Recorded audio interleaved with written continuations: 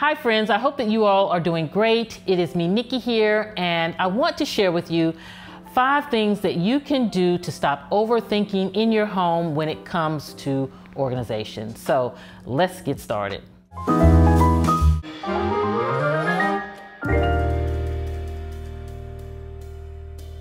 So friends, my first tip is to identify and understand that that is exactly what you're doing. You are overthinking in your space.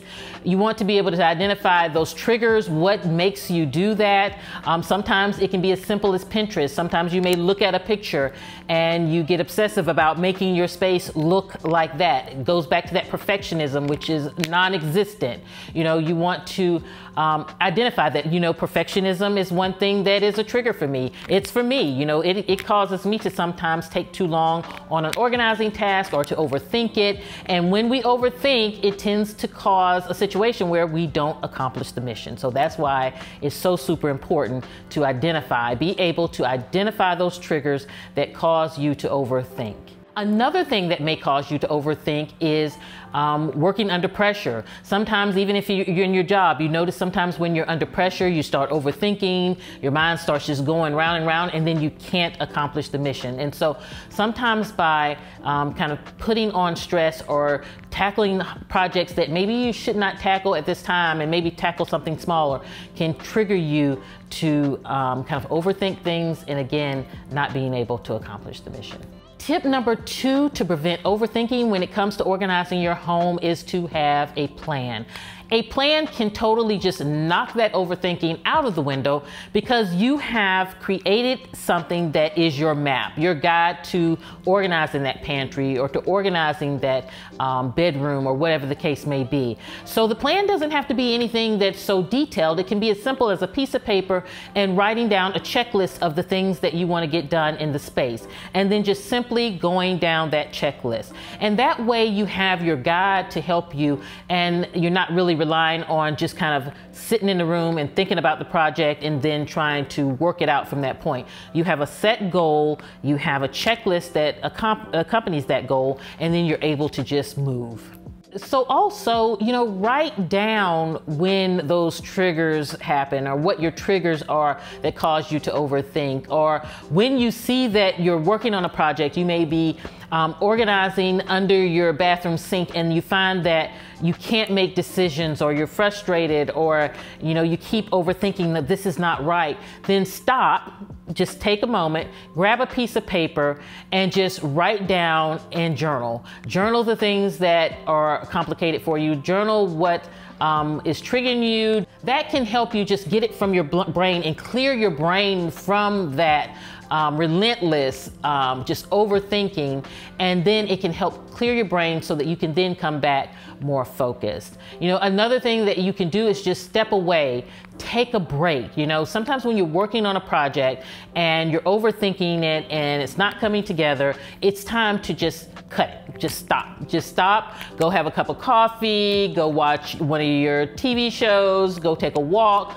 Just get away from the situation so that you can hit the reset and then come back with a clearer mind and a different perspective. Sometimes you need to just take that break to have a different perspective in your space. And friends, that is actually my 3rd tip also, is to be calm. When you work in your space and you're organizing or you're having that certain project that you're working on, you want to make sure that you're calm. You don't want to be ripping and running with the kids and then running by Target and then running and all these errands, bringing the groceries in to then say, okay, now I'm going to organize the pantry.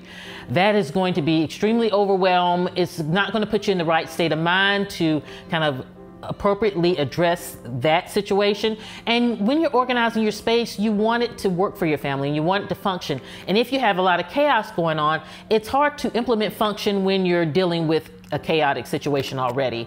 And so you want to make sure that you're picking the right times when you are working on organization projects, because organizing is a little different than cleaning your home in the fact of it is setting up a detailed system. So of course we wash our dishes every day and it's more of a routine activity to clean your home, but organization is more strategic, making sure things are put in their proper place so that they properly function. So it's important that you have the right mindset. It's not really something that you just want to do on a whim, that, like washing dishes. You know how to wash dishes. It's a routine task. You can go and do it even if you're stressed, even if you're tired. You can still function and accomplish that mission. But it's hard to do that when you're saying you're organizing that under that kitchen sink, where you have to think strategically of, I need this to function in this way so that it works. Because if you don't do that, you might build a system or organize a system that's not going to work. And then you've spent time, money, and energy on something that just truly does not function for you and your family. So friends, before I move into tip number 4, I would love it if you would subscribe to the At Home with Nikki family. We'd love to have you. And if you enjoy this type of content, definitely click that like button. It does really help me. So let's jump into tip number 4. So friends, tip number 4 is to really talk to someone. If you find that you're overthinking, it may be a good time to just really talk to someone, such as your spouse or a friend, even me. You can call on me. I work with clients all over the world. We get on Zoom. I have clients that every week we get on Zoom and we talk through those problems in their space, and I work with them to come up with solutions and to help motivate and find products that work and, be that second pair of eyes. And sometimes when you're overthinking, you need that perspective from someone that can really give you that sound advice. So if you definitely ever want to work with me, no matter where you are in this world, I even have evening services. My organizers, we definitely can help you. So I'll put the link in the description box below, and my services are very affordable and it's so worth it. So if you feel like you're overthinking things, getting someone to help is always a great way to solve the problem. But what is important is that when you find that person, whether it's your husband, your friend, or me, and I'm your friend, by the way, it's important to be honest and tell them the situation. Tell them that you're stuck, show them the space, and make sure that you're with someone that's non-judgmental. You don't want that. The purpose is to get beyond this and to have that beautifully organized space. And so by being truthful and telling them, hey, I'm struggling with this space, and what your expectations are with them. I really need you to look at it and give me your perspective, and ask that of them. So friends, tip number 5, and my final tip, is to not dwell on things. So a lot of times overthinking, that is a word that is complementary to overthinking, is dwelling on something. And so you don't want to live in the past with things, and you don't want to just keep addressing the same thing over and over, especially things that can't resolve themselves. So say you have a small kitchen, but you want a large kitchen,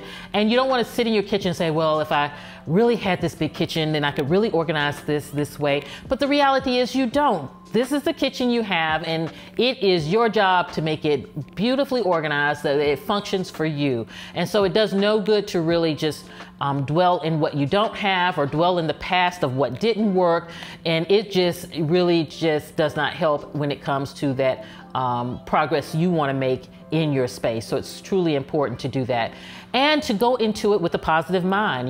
When you're overthinking, just identify that, hit the stop button, and say, you know what?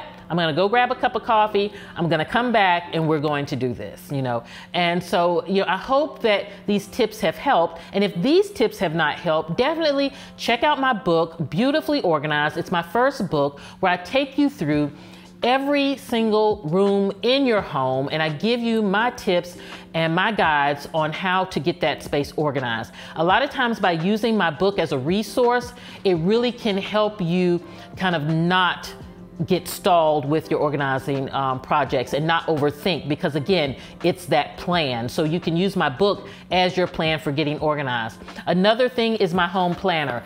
It is that tool that I created that helps you truly create those organizational systems in your home that you need.